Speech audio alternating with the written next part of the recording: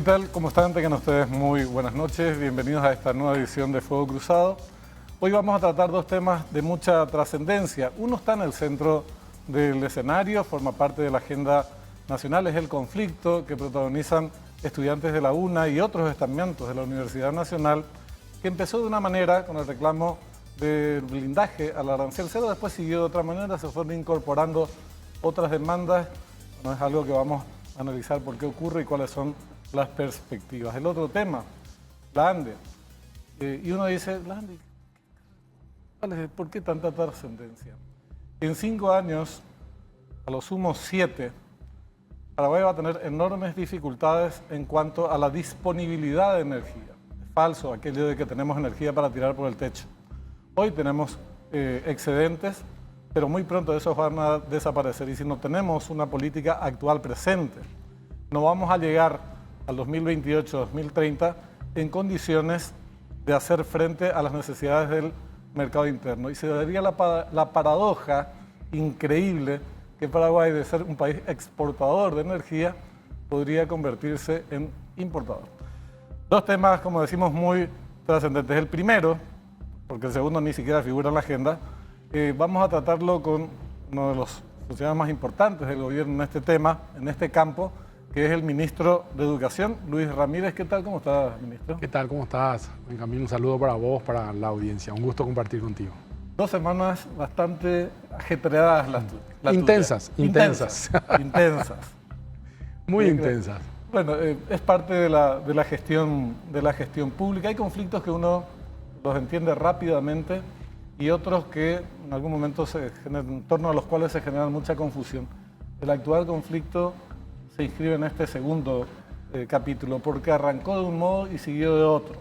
Arrancó con el tema del blindaje al arancel cero y ahora se empezaron a incorporar otras demandas. Entonces, ¿cuál es el escenario presente y cuáles son los posibles escenarios, sobre todo en las próximas semanas?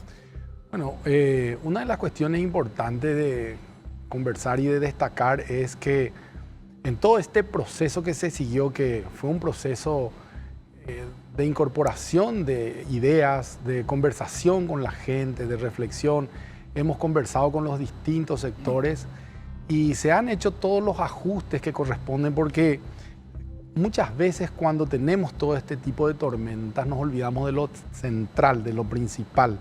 Lo central y lo principal es poder tener una ley que haga que los niños puedan comer, que los niños puedan alimentarse. Bastante de foco, por cierto, ese objetivo principal. Pero a ver, ¿escuchaste vos hablar del eje central en la última semana?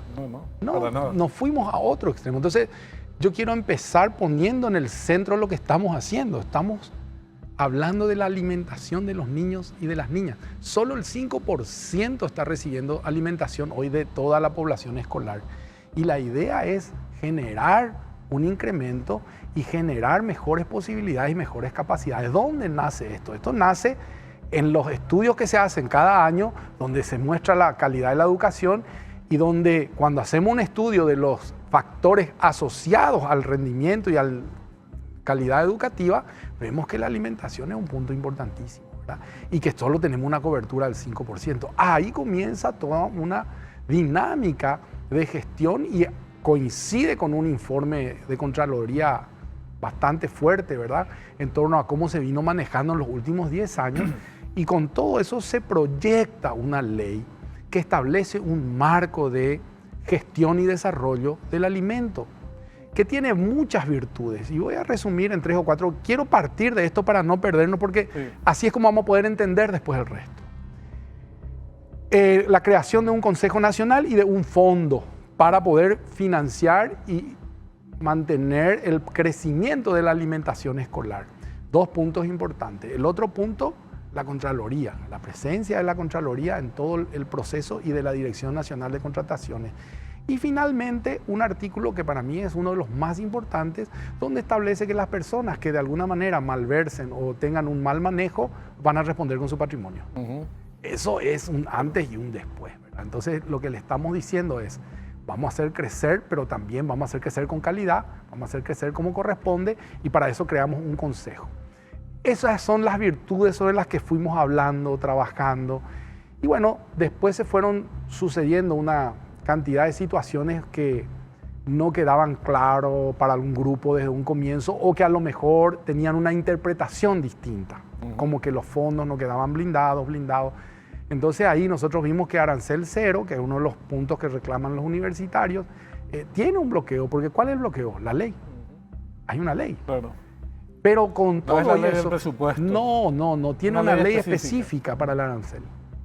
Entonces, con todo y eso, el Consejo de Universidades, ¿quién es el Consejo de Universidades? Integrado por la rectora, los decanos, los representantes de profesores, representantes de exalumnos, no docentes, representantes administrativos, representantes juveniles debidamente acreditados, acercan a la Cámara de Diputados y por mesa de entrada presentan una corrección o un artículo que es agregado por unanimidad en Cámara de Diputados. Ese es el 9, el famoso 9 sobre el final, que establece 3 cosas básicas. Blindar, no se puede disminuir y no se puede reprogramar. Fantástico, totalmente blindado. Entonces, a partir de ahí comenzó una nueva dinámica, decir, no, pero ¿qué pasa con estos fondos? ¿Qué pasa con aquellos fondos? ¿Por qué? Porque como se habla de la ley del FONACIDE, y la ley del FONACIDE generaba unos recursos para los fondos de otros programas, en realidad proyectos, se pensó que eso va a quedar financiado. Pero desde el día 1 se dijo que una ley no es retroactiva. Una ley mira para adelante, una ley es para lo que va a venir. Nada se toca, y aprovecho de nuevo para decir, nada se toca, todo va a seguir igual. Pero ¿y cómo va a ser? ¿Vamos a dejar de comerlo? Todo sigue igual, todo va a seguir como hasta ahora, con el plus de lo que va a traer esta ley. Eso es importante aclarar. Y en ese sentido, hay un fondo, casi 800 millones de dólares, que está blindado para los distintos proyectos. ¿Hasta cuándo, Luis? Y eso se usó recién ni el 50%. O sea, hay 10 años más en algunos casos, 7 en algunos casos, 5, lo que dura el proyecto. Pero fíjate vos, hay proyectos como el de investigación, por ejemplo, que hasta aquí usó una cierta cifra y existe en el fondo bloqueada la misma cifra. Se usó en 10 años. Quiere decir que tenemos fondos para 10 años. Si seguimos el mismo ritmo, ojalá aumente el ritmo y se termine cuando se tenga que terminar, digamos. Pero están los fondos y los fondos están bloqueados. Los fondos están en ese lugar que estuvo y que va a seguir estando porque no se va a desfinanciar ninguno de los proyectos. Ahora, decime, este conflicto arranca de manera, digamos, poco fundamentada después que se hizo esa incorporación sobre el blindaje al arancel cero. Se sancionan los mismos términos la ley en el Senado y se promulga por el Ejecutivo. Sin embargo, los que habían propuesto y celebrado la incorporación de ese artículo, y que entonces, cuando se aprobó en Cámara de Diputados, desconvocaron la movilización que estaba en desarrollo. Así es. Vuelven a convocar una huelga. Y la misma bandera aparece inicialmente arancel cero. Después va cambiando el discurso, va cambiando el libreto. Y ya llevamos 2 semanas de esta historia, un poco más. Sí. Entonces, ¿cuál es la situación actual con respecto al conflicto, digo? ¿Y qué se puede prever para los próximos días? Lastimosamente ocurre también, hay que decirlo, en medio de un escenario de elecciones en la Universidad Nacional. Es el martes, ¿verdad? El martes. Entonces, siempre que hay ese tipo de situaciones en nuestro país, uno de los caminos es la pelea, la confrontación. Pareciera que hay sectores que creen o entienden que en la pelea y en la confrontación, como se dice, río revuelto, entonces ganancia de pescadores, ¿verdad? Y todavía se sigue con ese criterio que yo creo que dentro de todo esto no se puede dejar de mencionar que en un clima de elecciones siempre hay dificultades y siempre existen este tipo de posiciones por A o B motivo. Y en medio, yo no digo específicamente, pero en medio de eso aparece todo este proceso. No se puede dejar de mencionar porque es un dato relevante en lo que ocurre dentro de la Universidad Nacional. Pero yo creo que ya en estos días el Consejo de Universidad se ha pronunciado, establecieron la vuelta, ya tienen una dinámica de ir retomando las actividades. Hay un sector de los estudiantes que ya ha retomado las actividades académicas que ya han dispuesto por lo menos el inicio o retomar desde mañana las actividades, otros los irán haciendo desde el martes, otros los irán haciendo después, pero ya hay un proyecto, por lo menos un plan para ir retomando lentamente la normalidad de las actividades en la universidad, lo cual yo celebro y espero que siga siendo así. Nosotros mostramos, Benjamín, nuestra disposición para hablar con todos los sectores y lo seguimos haciendo y nos ratificamos. Estamos abiertos a escuchar, estamos abiertos a generar un debate sobre aquellas cuestiones que se crean que son necesarias debatir y sobre todo, y aquí quiero mencionar algo, me tocó participar con el presidente Santiago Peña en una reunión con rectores y decanos en la Universidad Nacional, donde el presidente trabajó con ellos 2 horas y media en una reunión donde pude participar y donde el presidente nos pidió a todos que trabajemos en conjunto para que la Universidad Nacional sea una de las mejores de América y del mundo. Es decir, y le dijo claramente a los decanos, presenten los proyectos, nosotros vamos a apoyar la educación. O sea, una reunión que comenzó por el arancel tuvo una trascendencia mayor y nos desafió a todos el presidente a ir por más, porque lo que se busca es mejorar dentro de la Universidad Nacional. Y eso es para mostrar un poco todo el espíritu que se tuvo todo este tiempo de apertura, de diálogo, de conversación, de recepción de ideas, ¿verdad? Y vamos a seguir en esa dinámica nosotros para que todos los estudiantes sientan y puedan gestionar un clima de seguridad y de confianza y que puedan seguir estudiando tranquilos. ¿Vos crees entonces que a partir de la realización de la asamblea, lunes, martes, miércoles, disminuiría la intensidad del conflicto por un lado, pero sin embargo hay un sector que es muy probable que continúe, ya sin la fuerza que tiene el estamento estudiantil en este momento, pero probablemente se incorporen otros estudiantes secundarios? Digo porque si bien se originó por el tema del arancel cero, después aparecieron reclamos que hay que blindar otros proyectos, entre medio que también cuestiones del autoritarismo y finalmente los que plantean la derogación inclusive de la ley Hambre Cero. Entonces está bastante confuso el panorama, por lo menos en lo que respecta a este sector de estudiantes. ¿Cuál es yo te preguntaba hace un rato y te reitero, ¿cómo divisás el escenario en los próximos días? Bueno, yo creo que así como bien relataste, esto va a ir teniendo una intensidad distinta y si existiese un grupo que todavía necesita más tiempo de conversación y de análisis, con muchísimo gusto. Yo creo que eso sí va a ocurrir también porque hay un grupo más pendiente todavía o que no se siente representado, al usar las mismas palabras de ellos, ¿verdad?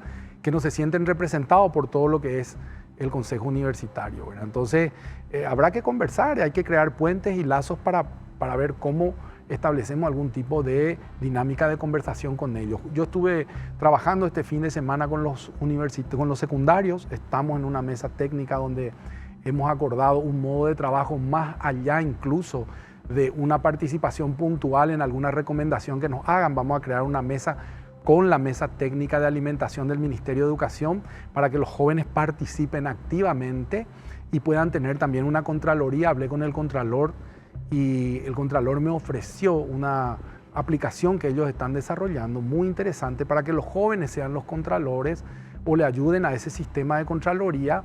Y estamos trabajando muy estrechamente con los jóvenes y estamos encontrando acuerdos muy lindos, muy importantes. Realmente me siento muy satisfecho de ese trabajo con ellos. Entonces yo creo que esto va a ir tomando una dinámica diferente, distinta, donde en el caso de los secundarios le invitamos a participar del proceso, a formar parte del proceso, a trabajar con ellos con nosotros.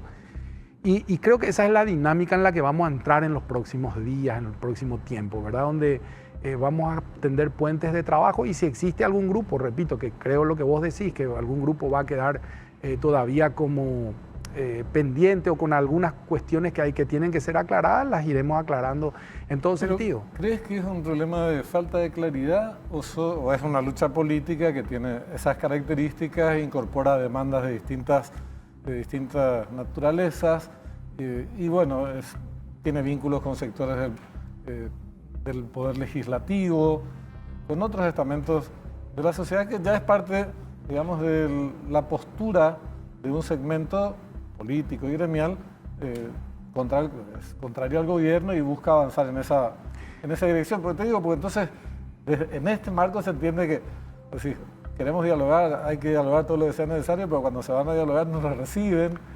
A nosotros los medios de prensa tampoco nos prohibieron expresamente, este medio en particular no puede ingresar a hacer las coberturas. Entonces, no hay una predisposición a resolver cosas por parte de ese sector, sino al revés.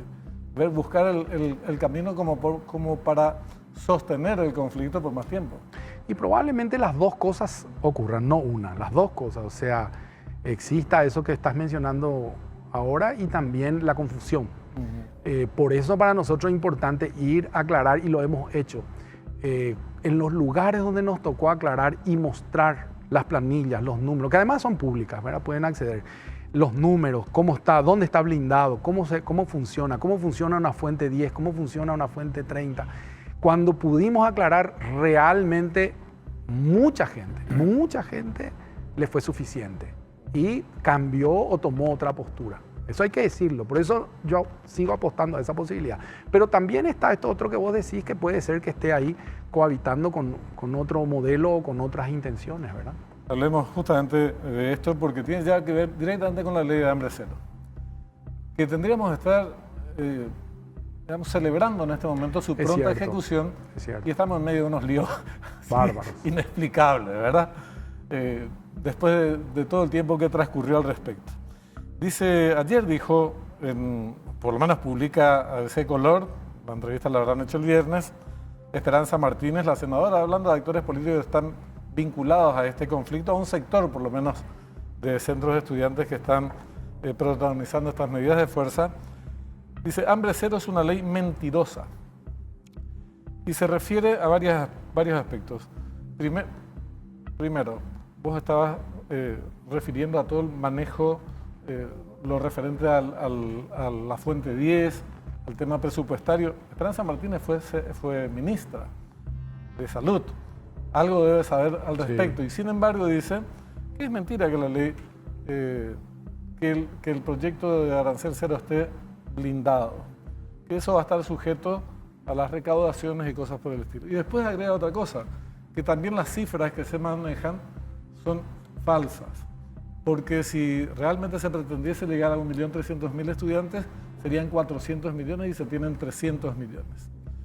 Y sigue en esa dirección. Pero lo que te digo es una calificación muy fuerte y algunos medios de comunicación están en esta temática de descalificar la ley en general y su objetivo fundamental, que es la alimentación escolar. ¿Cómo funciona una sociedad? Eso es lo que tenemos que entender. Una sociedad funciona con leyes.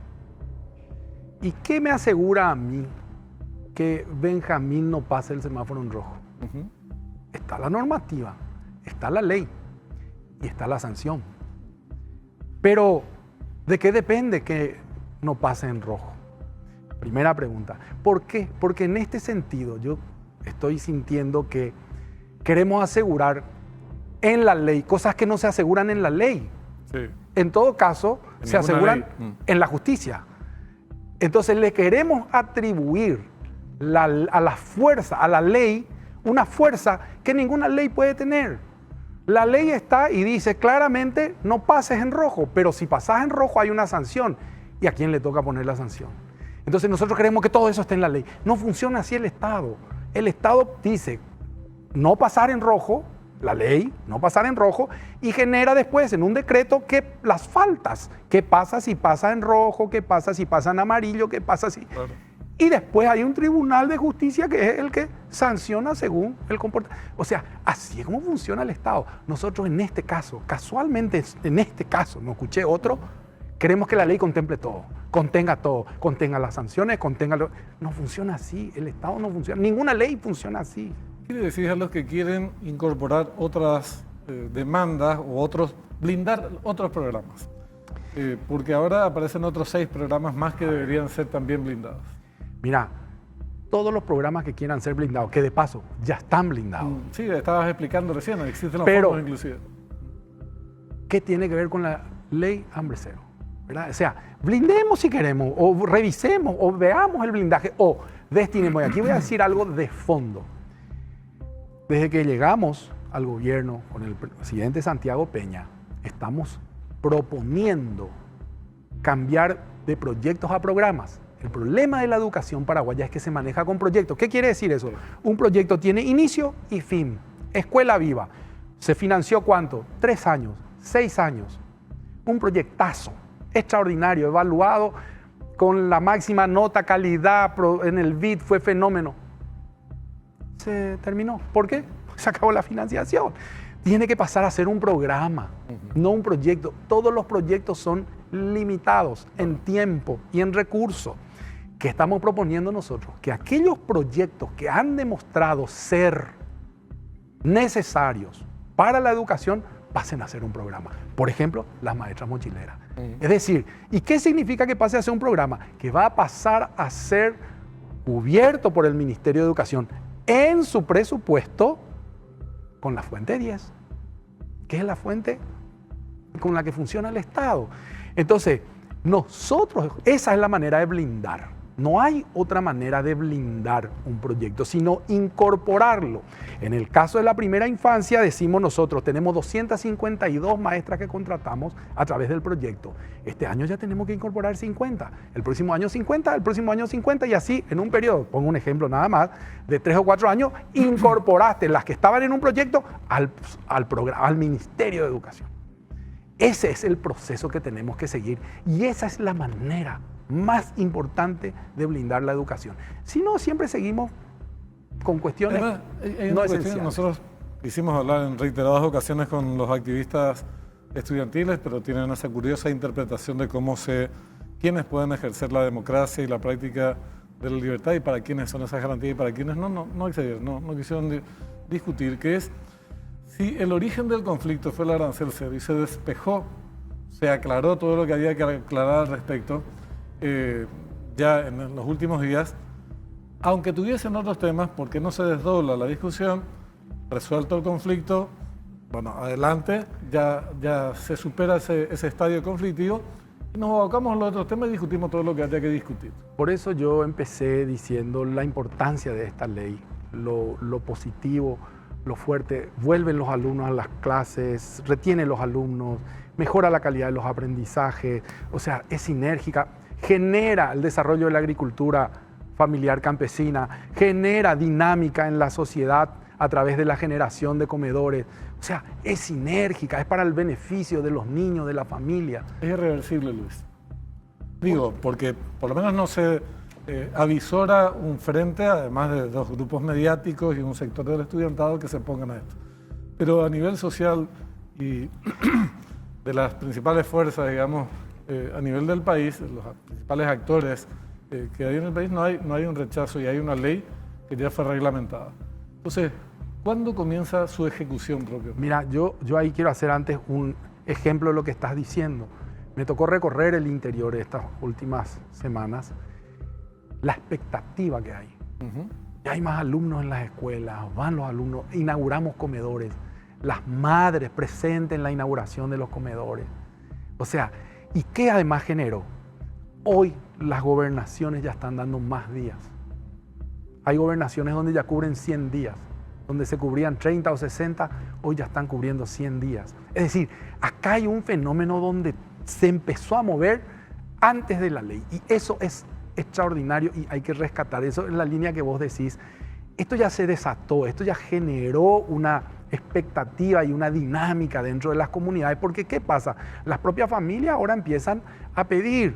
Entonces, las gobernaciones, los intendentes, todos están en ese movimiento respondiendo a las necesidades que le plantea su gente, ¿verdad? Entonces ya fue sinérgico, ya generó una dinámica muy importante. Entonces yo creo que eso es lo que tenemos que apuntar, lo que tenemos que seguir y todo lo que tengamos que discutir, que tenga que ver con reivindicaciones que la gente piensa que necesita o que es justo, discutamos, conversemos y si se necesita blindar algún programa de investigación, pues hagámoslo.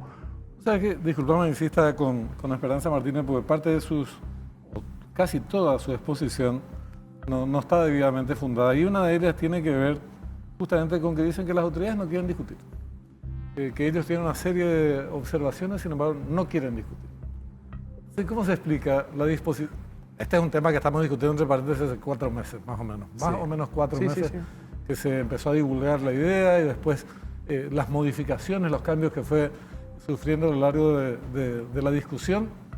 Sin embargo, algunos siguen insistiendo en que no hay disposición a la discusión. ¿Cómo se explica eso?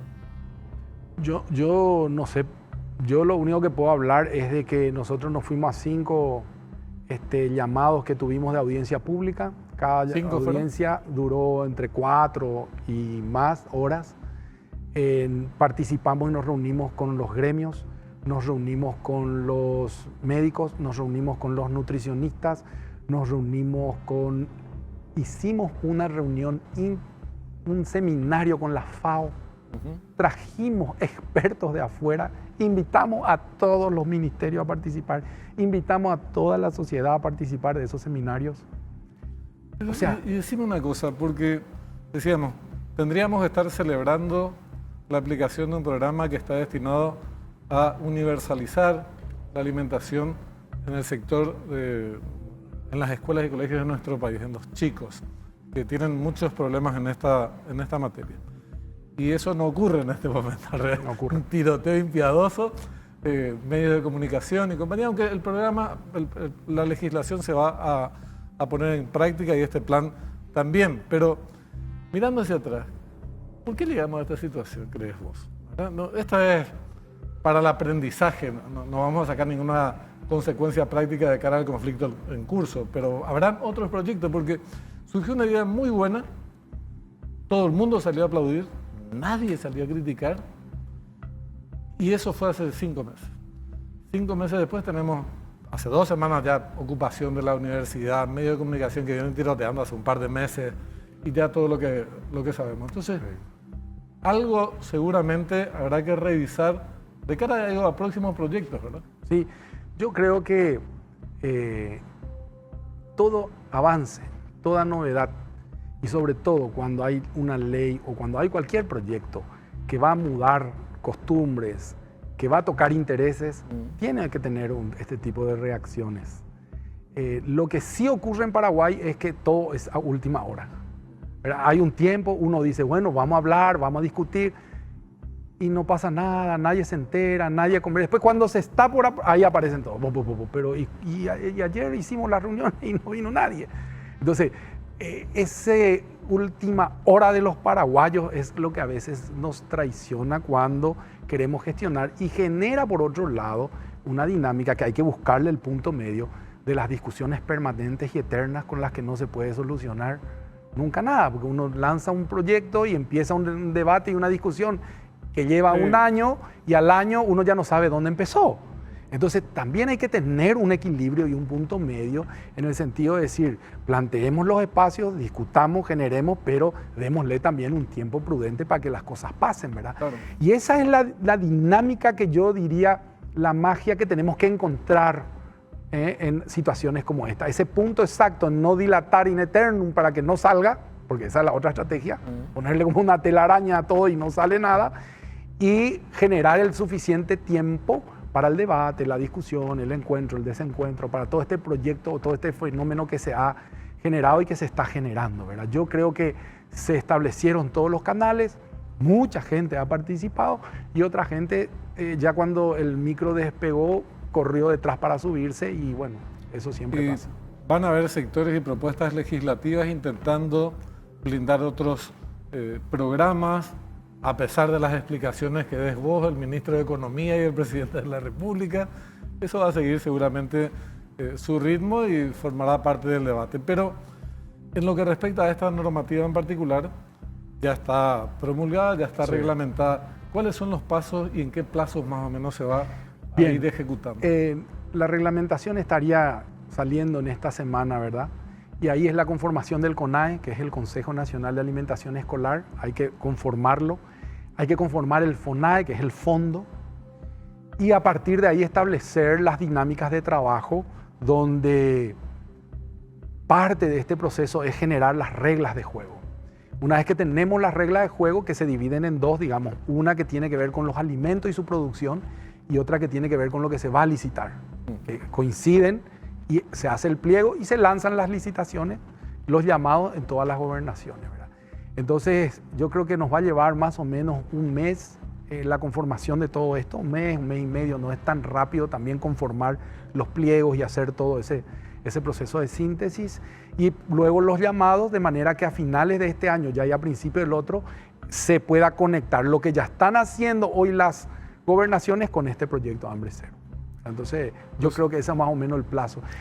Lo que ahora está en ejecución todavía es lo que derivaba de la ley de Fonacide, sí, ¿verdad? Sí. Y así va a ser el 2024. Que además, para muchos, sí, es plurianual, entonces ya licitaron el año 2023. pasado. Se tiene que cumplir el 23 y el 24, eso se va a cumplir. Entonces, esta ley, la nueva ley de Hambre Cero, tiene otro nombre, pero así es como la manejamos todos, en realidad en términos prácticos se va a ejecutar a plenitud en el 2025. Ahí ya va a estar corriendo full. Yo creo que este año vamos a complementar todo lo que ya hay, porque claro, hay gobernaciones que tienen 100 días, pues ahí le aportaremos los 80 que falta. En fin, ahí se va a ir viendo, pero sí ya va a tener un despliegue full el año 25. Quiere decir que todo va a depender ya de esta nueva dinámica que va a estar coordinada por el Ministerio de Desarrollo Social. Esto es lo más importante. Y en ese marco seguramente tendrá un trámite en paralelo el asunto de si hay que blindar otros programas, no hay que blindar otros programas, y será parte de otro debate. Eso es una discusión social, que si la sociedad cree que hay que blindar programas que ya están blindados, no hay ningún problema, blindémoslo. Para nosotros, desde educación, yo mencioné hacia dónde debería ir el blindaje, ¿verdad? No se trata de decir que queden nomás acá los fondos, sino cómo el Ministerio de Educación va asumiendo y va teniendo recursos para lo que después criticamos. Porque hoy, por ejemplo, por darte 2 datos más, infraestructura criticamos, pero hace 20 años no hay un guaraní. Entonces, ¿cómo criticamos la infraestructura? No le dimos un guaraní. Entonces, reparaciones que necesitamos, baños que necesitamos, no se le ha dado fondos. Entonces, ¿cómo podemos avanzar? Entonces, ese tipo de acciones tenemos que repasar también. Si vamos a analizar el blindaje de algunos proyectos, pero analicemos profundamente lo que ha pasado en todo este tiempo, qué se ha hecho y funcionó, y qué nos falta hacer, o qué es lo que sincera y sencillamente no se hizo en estos últimos 20 años. ¿Verdad? Y ahí sí vamos a poder tener o hacer un proyecto de ley o lo que quieran para que la educación pueda salir adelante. Eso es siempre absolutamente bienvenido. Me parece que es una discusión social excelente.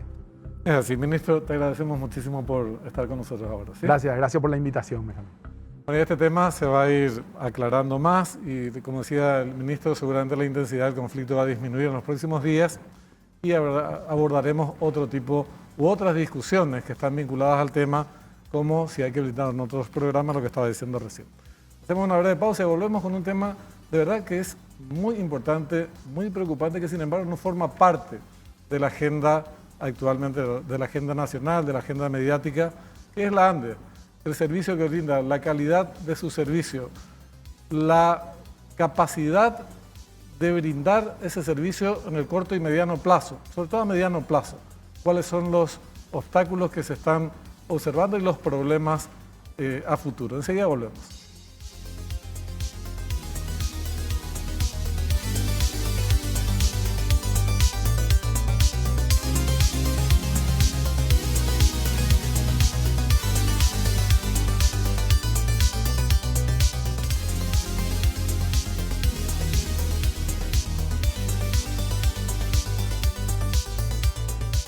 Segundo bloque de Fuego Cruzado, para comenzar a hablar, lo estamos haciendo desde hace algunos días, sobre un tema que de verdad es muy importante, aunque no forma parte de la agenda mediática ni de la agenda política.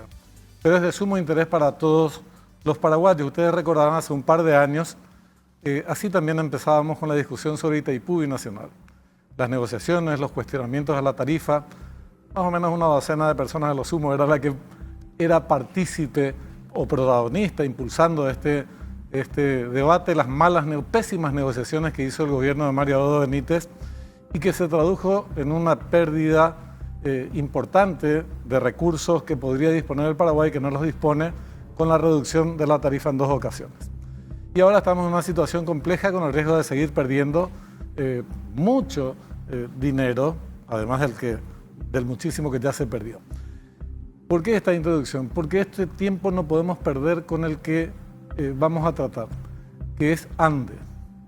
La Administración Nacional de Electricidad en nuestro país brinda un servicio vital, un producto vital, y vaya que lo es, que es brindar energía suministro de energía eléctrica a todos los hogares y a las industrias de nuestro país. Hay un informe del Instituto de Profesionales Paraguayos del Sector Eléctrico que de verdad es muy preocupante sobre la situación de la ANDE, dado que no está invirtiendo todo lo que debería. Está muy lejos, mejor dicho, de invertir lo que debería. El 50%. Se anuncia más o menos 350 millones de dólares de inversión y lo que se requiere son 697 millones de dólares. En un año. Si eso convertimos en 3 años, el déficit entre lo que debería invertirse y lo que efectivamente se invierte va a ser de 1.000 millones de dólares. Entonces, ¿qué se deja de hacer y cómo va a repercutir en la calidad del servicio que recibimos todos los paraguayos, o en la baja calidad de ese servicio que se manifiesta en cortes? Y después, ¿cómo subsanar todo esto? ¿Y cómo va a afectar nuestros bolsillos? Es el tema que vamos a abordar con el vicepresidente de este gremio, de esta asociación, de esta institución, Guillermo Kraus. Buenas noches, ¿qué tal? ¿Cómo estás, Guillermo? Muy bien, muy buenas noches, Benjamín, y a la audiencia, ¿cómo les va? Muchas gracias por atendernos y por iniciar y tratar de bajar a tierra esta discusión para que no nos pase, porque Itaipú mucha gente no se incorporó porque veía como una cuestión lejana, técnica para los ingenieros, y en realidad es una cuestión muy cercana e inmediata en la que debemos involucrar. Es exactamente como decís, la energía eléctrica es para todos, ¿verdad? Y aquí le copio las palabras a la representante de PNUD que una vez le escuché decir: la energía eléctrica es el combustible del desarrollo de un país. O sea, que me gustó, ¿verdad? Y lo transmito y le pedí permiso para usarlo. Es realmente así. La energía eléctrica es parte del confort de las residencias que cada uno tiene, es parte de la posibilidad de hacer negocios en los comercios, en la comercialización de los productos, y ni qué decir en la parte industrial, donde realmente se requiere la energía eléctrica en forma segura, estable, ¿verdad? Y de buena calidad. Claro. La situación actual es preocupante, dice un informe detallado que hace el IPSE sobre la caracterización de cuáles son los problemas en este momento. Es preocupante, dice, por este tema de la falta de inversión o la inversión insuficiente en una serie de programas previstos, obras previstas en el plan maestro de la ANDE. No se alcanza, como decía, o se llega al 50% de todo lo que requiere. Esto, si no se corrige en el corto plazo o en forma urgente, haría que en el corto plazo de 3 a 5 años, esa situación preocupante se transforme en alarmante. Y en 5 a 10 años, en trágica. Estas palabras figuran en el informe, Guillermo. Figuran así. El IPSE desde hace mucho tiempo viene realizando informes. Algunos los divulga más públicamente que otros. Este lo divulgó públicamente bastante, ¿verdad? En la forma de alertar a los que toman las decisiones de tomar las medidas del caso. Sucede que la ANDE realizó una planificación, tanto en su plan de distribución como el de transmisión y el de generación, que preveía números más, números menos, algo alrededor de 600 y pocos millones de dólares de inversión anualmente. La ANDE últimamente, antes era menos, pero la ANDE últimamente viene invirtiendo en el entorno de 300 millones de dólares anuales. Esos 300 millones de dólares que se deja de invertir, finalmente repercute en la calidad del servicio en 2 maneras. Uno, en el servicio diario que tenemos cada uno, que puede ser en baja tensión, fuera de servicio y cosas por el estilo. Y el otro es que realmente se deja de tener estructuras de respaldo en el caso que suceda una como lo que sucedió. Avería como lo que sucedió. El criterio de planificación de la ANDE prevé que cuando algo suceda mal con alguna parte de las instalaciones, las que están circundando a esa instalación con problema puedan abastecer la carga que esa está suministrando. Como se está dejando de realizar esas inversiones, entonces no tenemos las estructuras de respaldo para los casos de emergencia, los casos de accidente, y toquemos madera, quiera dos, casi no tenemos casos de vandalismo y cosas por el estilo en grandes magnitudes. En el plan maestro y en el informe está, para transmisión se requiere una inversión de 330 millones de dólares. Para distribución, 204 millones de dólares. Y para generación, 159 millones de dólares. Estamos hablando de un total de 693 millones de dólares. Para este año, sí. Pero se va a invertir 350. Así Entonces, se anunció. Tendría que aplicarse, faltaría invertir otros 347 millones de dólares. Sí. Bueno, ¿qué significa no invertir? ¿A qué nos lleva no invertir todo lo que hay que invertir? Nos lleva a la indisponibilidad de la ANDE de, como dije, estructuras de respaldo. O sea, y más eso, cortes, más subsanar. más posibilidad de baja tensión y menos posibilidad de instalación de otras industrias o aumento de cargas, ¿verdad? Entonces, esa es la situación y no solamente eso, sino que se posterga esa inversión que desde luego en algún momento hay que realizarla. El plan maestro de la ANDE tiene dos componentes. Por un lado, la proyección de la demanda en sí, que es lo que se requiere invertir, el crecimiento vegetativo y el esperado, ¿verdad? De nuevas inversiones, nuevas estructuras industriales y lo que pueda, lo que se prevé que el país va a necesitar para desarrollarse. Y eso se traduce a un plan maestro en el tiempo. Perfecto. Está claro, entonces se preveía, por ejemplo, que para un año una demanda tal, y sucede que ahora tenemos una demanda superior. Entonces, quiere decir que se requiere invertir más aún más de lo que estaba previsto en el calendario, vamos a decir, ¿verdad? Pero de todas formas, señámonos al informe del IPCEI que se refiere a la comparación de obras que se deberían realizar de acuerdo con un calendario y que no se hicieron. Entonces, ahí, ¿qué pasa? Se deteriora la calidad del servicio en los dos términos que dije. Pero 159 millones aparece una inversión que tendría que efectuarse a los fines de generar nuevas fuentes de energía. Sí. Esto digo porque nosotros tenemos un mito del que deberíamos desprendernos rápido, que es tenemos energía para tirar por el techo. Estamos convencidos, porque Itaipú, la represa más grande del mundo. Tenemos Yacyretá, tenemos Acarajé.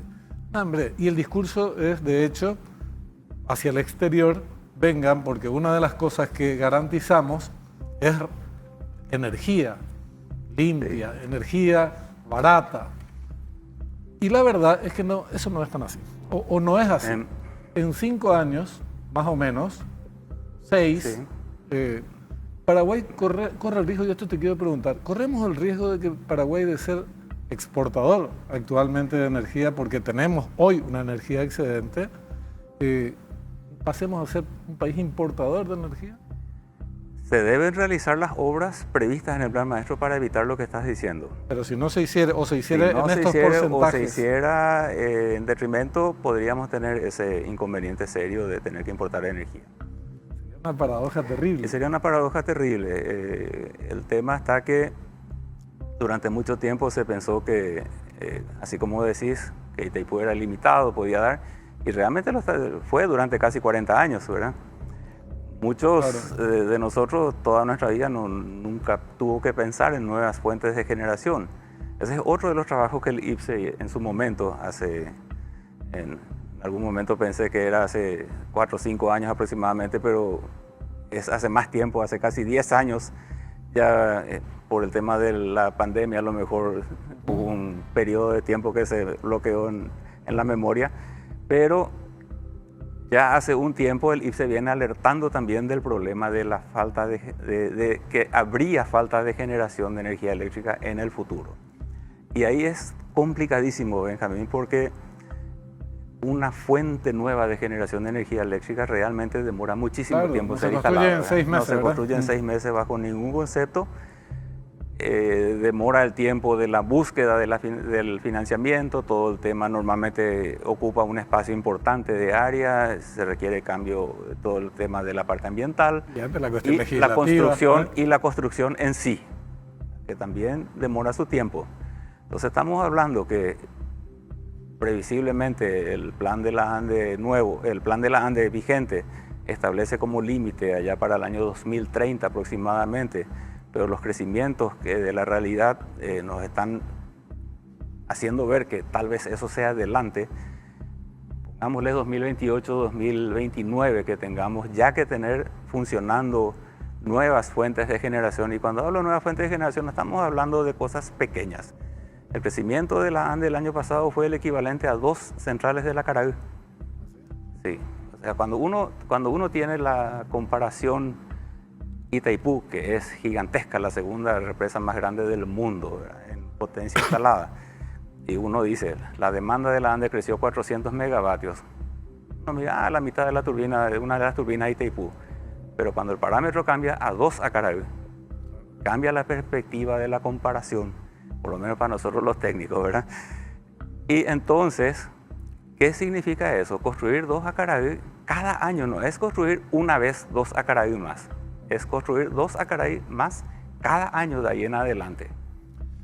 Entonces, permíteme a ver si entendí parte de la exposición y del informe. Tenemos cuanto menos 2 problemas que están relacionados muy grandes. Así es. Uno tiene que ver con la calidad del servicio que nos brinda la ANDE y que nos va a brindar en los próximos años si no hace todas las inversiones que tiene que hacer, que no las está haciendo. Que está haciendo en el orden del 50%. Así mismo. Entonces, estos cortes que tenemos continuarán o se agravarán, la calidad del servicio se iría deteriorando. Y eso sentiríamos en el consumo domiciliario, en las industrias, en fin, en toda la actividad que realizamos los paraguayos diariamente. La otra, tan o más preocupante que esta, es esto lo que está diciendo con respecto a la generación de energía.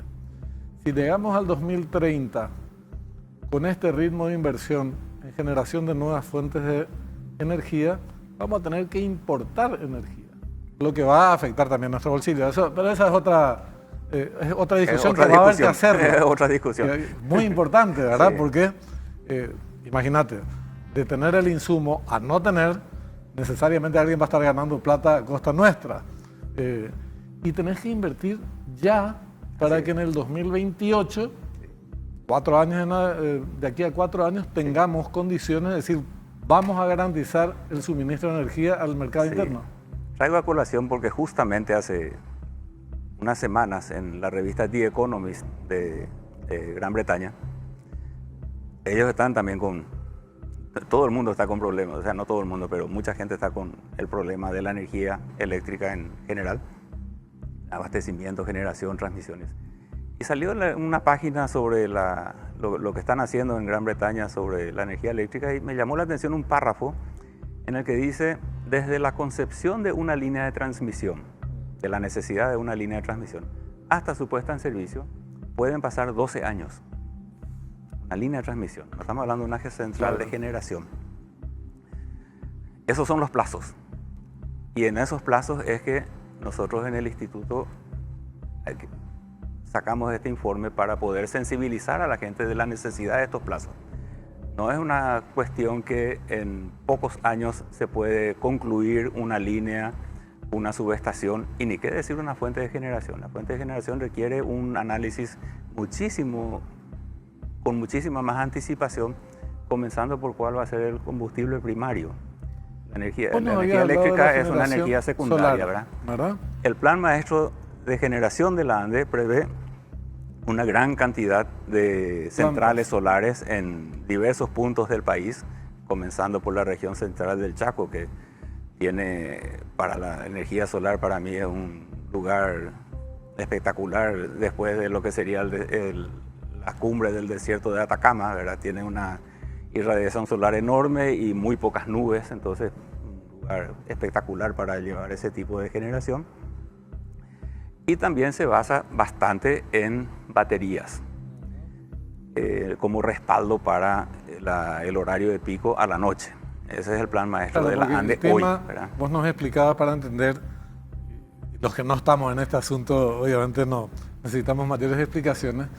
La energía solar actúa cuando el sol está arriba, sí, pero tenemos otros horarios de mucho consumo en horario nocturno Entonces lo que se requiere ahí son los bancos de batería para almacenar la energía durante el día y distribuirla claro, durante la noche. Así mismo, así mismo. Perfecto. Entonces, y para evitar cuando hay nubes, de repente pasan las nubes, entonces hay bajones en la generación solar que las baterías también compensan. Las baterías están en un desarrollo tecnológico en este momento para definir cuál es el mejor tipo de batería que se va a usar en el futuro, ¿verdad? Entonces hay un tema de definición ahí. Un paréntesis porque, claro, el otro día hablábamos con un director de la ANDE, Tito Ocaris, el ingeniero Ocaris. Lo conozco. Nosotros no somos técnicos, yo ni apenas las operaciones básicas. Sí.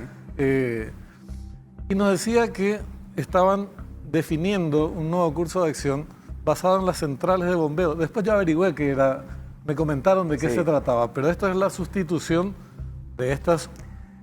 ¿Sería abandonar los bancos de batería? Me enteré que ellos están revisando el plan maestro de generación y optando eventualmente por otro tipo de... ¿Qué significa eso de centrales de bombeo? Las centrales de bombeo conceptualmente significa tener dos sitios de acumulación de agua a diferentes niveles. En el ejemplo de Itaipú, está la represa y claro, está el río abajo. En Itaipú uno tiene el río el embalse. En la parte de desagüe, vamos a decir, que está a 100 metros por debajo de la parte del embalse. Entonces ahí uno tiene un desnivel de 100 metros y la caída del agua mueve las turbinas y permite desarrollar energía eléctrica. Lo que las centrales de bombeo hacen es tener dos volúmenes de agua a diferentes niveles de altura y durante las horas de baja carga, sería la madrugada o la mañana, cuando no hay pico de la demanda, se bombea el agua del volumen inferior al volumen superior. Y en las horas de pico, reutiliza el agua. La misma agua se vuelve a reutilizar, ¿verdad? O con muy poco pérdida. ¿Cuál sería la objeción a eso? Digo, si es un mecanismo... ¿Por qué, o cuál sería la objeción al banco de baterías? ¿Por qué dejar de lado el banco de baterías y pasar al centro de bombeo? O a centrales de bombeo. Convengamos que las centrales de bombeo usan tecnologías que son conocidas hace 150 años, o sea, bombas y turbinas de agua y centrales eléctricas hidráulicas se conocen hace mucho más de 120 años, ¿verdad? 130 años por ahí. Entonces, son tecnologías que no variaron demasiado durante todo ese tiempo. Las baterías es una tecnología muy nueva y está evolucionando aún. O sea, cada rato aparece, esta es la batería del futuro. Vamos a de litio ahora después te dicen de sodio, después de hierro, va cambiando la tecnología. Y el costo, Guillermo, o sea, porque hablamos de que por lo menos en el plan maestro de la ANDE está previsto, no sé cuánto se va a ejecutar de esto, claro. 159 millones de dólares para este año. Bueno, ahí voy. El costo de una central de bombeo va en función directa de la diferencia de nivel que puedas conseguir. En la medida que más grande sea la diferencia de nivel entre los dos volúmenes de agua que puedas conseguir, más abarata el costo de las instalaciones en sí. Una turbina que funciona con 50 metros de desnivel, para la misma potencia es mucho más grande que una que funciona con 100 metros de desnivel. Bueno, y entonces, volviendo a una definición que de verdad para que los que tienen pelos se reparen los puede pelos. Ser otro programa más o menos, claro. Puede ser todo este asunto. Año 2028, ¿con qué tenemos que llegar? 2028 tenemos dentro de 3 años, ahí nomás. Acá es muy cerca, y el problema es justamente lo que decías, esto lleva tiempo ejecutar. Así es. No es como no es una ruta que podés construir en 6 meses. Y la ruta también tiene su tiempo, ¿verdad? Porque hay que buscar el financiamiento, la liberación de la franja, todo tiene también su... Pero digamos que sin una ruta eventualmente podés vivir, y sin energía eléctrica tenés algunos problemas mayores. Convengamos que para llegar de un punto a otro siempre hay alguna ruta alternativa, buena o mala, o peor. Pero cuando uno tiene la industria en tal lugar, la energía tiene que llegar a ese lugar según el requerimiento del cliente. En materia de generación de energía, ¿cuál es la inversión que hay que hacer de aquí o ya? Ahora 159 millones de dólares. Pero ¿cuánto es lo que se requiere invertir para llegar al 2028 en condiciones tales que no tengamos que pasar de exportadores a importadores de materia prima, de energía en este caso? Un valor promedio, vamos a llamarlo así, de inversión en generación. No podemos ahorrar demasiado, algo entre 2, vamos a ponerle $1.800.000 por megavatio instalado, hasta 3 eventualmente, que sería lo más caro, ¿verdad? Y eso en multiplicado términos por globales, 400, estamos hablando de $1.200 millones al año, porque ese es el salto anual que requiere nuestra demanda. 1.200 millones de dólares en generación. En generación.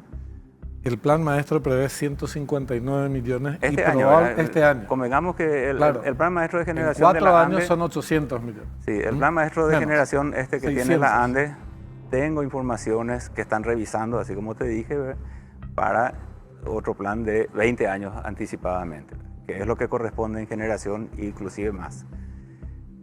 Pero de A estos ellos 100 preveían una inversión entre baterías y paneles solares, algo así como 1.600 megavatios de paneles solares. El panel solar es hoy por hoy lo más barato de invertir. No nos alejamos mucho en paneles solares si decimos $1 millón el megavatio instalado para el día. A la noche hay que hacer cada otra cosa, planta ¿verdad? sería... ¿Cuántos tiene? ¿Cuántos paneles? Y para el año, ponerle 100 megavatios que se pretende para el Chaco Central, estamos 100 hablando de $100 millones. ¿Y Pesos eso más, ya pesos comprende menos. el banco de baterías? No. O sea, es una Baterías inversión por aparte, separado. Aparte. Y además, otra centralita menor para abastecer el banco de batería, que es la otra parte. Pero, y entonces, ¿cuál es el giro de timón que hay que dar para que no nos pase esta paradoja en el 2028, que se resienta nuestros servicios aún más de lo que están resentidos, Sí. y también nuestros bolsillos? Lo primero hay que actualizar el plan de proyección del crecimiento de la demanda y el consumo de energía dentro de los parámetros que se establecen en los estudios econométricos que tiene la ANDE.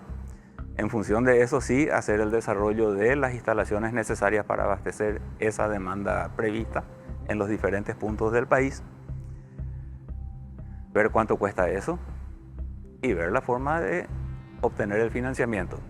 Ese financiamiento hay varias formas. Una de las formas de obtener el financiamiento de la ANDE es por la propia tarifa, o sea, del dinero que pagamos todos nosotros en nuestra cuenta de luz cada mes. Esa es una de las formas de obtener. Otra es la posibilidad que se obtenga una transferencia de fondos de las binacionales, depende de lo que resulte. Convengamos que esa es otra discusión también de gorda, Grande. ¿verdad? Depende de lo que pueda obtenerse eventualmente de los recursos de las binacionales. Financiamientos externos, que en el fondo es que después el consumidor de la ANDE pague de vuelta el financiamiento que se obtuvo. Tienen que ser financiamientos de muy largo plazo. Y la otra posibilidad es la inversión por vía de asociaciones público-privadas con el sector privado del Paraguay, que permita hacer inversiones, por ejemplo, en centrales solares o en centrales de bombeo que se está hablando, o en cualquier otro tipo de central. También se menciona de las pequeñas centrales hidroeléctricas, que es un poquitito, pero hay que hacerlos también, y que ese privado venda la energía eléctrica a la ANDE como si fuese un microbio de Itaipú, vamos a decir, ¿verdad? Itaipú vende 100 y este vende 0,5. O 0,5. Entonces, a un precio que resulte de alguna licitación al respecto. Entonces, la ANDE requiere una tal cantidad de energía en tal punto del país. ¿No? Se licita, este es el tope de energía que puedo pagar en ese lugar. Se cotiza, el que gana construye y le vende la energía a la ANDE. Guillermo, por último, después de este tema, obviamente lo vamos a seguir desarrollando y tratando de traducirlo cada vez más a términos accesibles para todos nosotros, los que no somos ingenieros, los que no estamos en el mundo. Avisa nomás si mi lenguaje no es demasiado accesible, lo puedo. Está bastante bien. Digo nomás que esto tenemos que popularizar cada vez muchísimo. Hay que sensibilizar mucho. Más. Ahora, pero ¿cómo? En varios niveles hay que sensibilizar esto, Benjamín, y discúlpame la interrupción un poquitito, tanto a los que toman la decisión como a los que van a tener que recibir el impacto, vamos a decir, positivo o negativo de esa toma de decisiones. todo el mundo, los consumidores, ¿verdad? ¿Cómo se explica que estando ante esta situación, yo diría casi de emergencia, no ocupe ningún lugar destacado en el debate, en la agenda política, en la agenda nacional, mediática? Un tema que, pero es tremendo. Es tremendo. Sí. Llegamos al 2028, señora, así como estamos. Se acabó, ¿eh? Ya vamos a absorber toda la energía de Itaipú. Vamos a tener que empezar a ver cómo podría importar, que va a demandar otras inversiones también, porque no es importar, nomás hay que cambiar la energía alterna continua, esta que ustedes manejan todo eso. Y bueno, ahí está. ¿Cómo se explica? ¿Por qué la ANDE nos está diciendo, hace mucho tiempo, de socorro? Pero en general, ¿verdad? Porque hace mucho tiempo, como te dije, el IPSE había enviado a un montón de gente y ha mencionado también en diversos foros la necesidad de nuevas fuentes de generación y no prendió. Por lo visto no hay una sensación de urgencia aún. Por eso es que este informe queremos que tenga ese objetivo, ¿verdad? De la sensación de urgencia. Que es urgente, ojo, no quiero que sea una sensación nomás. Es urgente, ¿eh? Sabes que yo, recién ahora últimamente empezamos a inmiscuirnos en esta cuestión, en este tema de la ANDE en particular. De verdad, y creo que ningún paraguayo se imagina siquiera la posibilidad de que Paraguay en el año 2030 ya no pueda, que con Itaipú, Yacyretá, Acaraí, no esté en condiciones de abastecer a su propio mercado, que ya habremos absorbido toda la energía de las binacionales y que no nos alcance y que tengamos incluso que importar. Eso no figura en nuestras cabecitas, ¿eh? Son cosas que personalmente, cuando me hablaron la primera vez de esto, también dije, no, pero algo, estamos hablando hace muchísimo tiempo de esto, ¿verdad? Estás lejano. Dije, no, yo voy a morir antes que el Paraguay consuma todo Itaipú. No es cierto. O sea, claro. Salvo que me pase un micro, ojalá que no me toquemos, pero previsiblemente voy a seguir dando vueltas por acá cuando el Paraguay tenga que tener nuevas fuentes de generación, ¿verdad? Entonces, nuestro trabajo es justamente alertar de esa situación a la mayor cantidad de gente posible y alertar. Cuando digo que le afecta a la gente esto, por ejemplo, un lugar interesante para una central solar es una pradera de alguien y bueno, entonces a lo mejor va a tener que cambiar, estoy hablando de cualquier cosa, ¿verdad? La alimentación de sus vacas a otro lugar porque ahí tiene que venir una central solar. Exacto. O una huerta, por decir, ¿verdad? O un sojal o una de esas cosas. O la línea de transmisión tiene que pasar por cerca de alguna propiedad. Entonces, estamos hablando de donde todos realmente tienen que estar sensibilizados con este asunto y colaborar lo máximo posible para que salga lo más rápido. Y ahí hablo, todos los niveles. Cuando se menciona de repente que es la gestión, bueno, gestión, pero la ANDE por un lado, la Dirección de Contrataciones Públicas por otro lado, el Congreso por otro lado va a tener las líneas de financiamiento o la legislación correspondiente para facilitar más aún lo que es asociación público-privada. Mucha gente tiene que venir acá y todos tienen que colaborar con esto. Bueno, está hecha la advertencia, después vamos a pedirle a Guillermo, a otros directivos del IPSE que nos vayan explicando cada vez de manera más amplia y detallada todo esto que nos comentaba recién él y que vayamos comprendiendo la delicadeza del problema que enfrentamos. Guillermo, muchísimas gracias por tu tiempo. No, cuando quieran y todo muy agradecido por la invitación. A disposición muy amable, siempre. Muy amable. Gracias. Nosotros nos vamos, pero antes te comento que con Basa ahora tenés una tarjeta de crédito que podés obtenerla en el momento y utilizar sus beneficios al instante. Descarga tu tarjeta de crédito desde la app de Basa. Seguí los pasos y disfrutarla ya. Basa, literalmente cuando quieras, estamos. Les agradecemos por haber compartido con nosotros esta nueva edición de Fuego Cruzado. Los esperamos el próximo domingo, como siempre, a las 21 horas. Hasta entonces.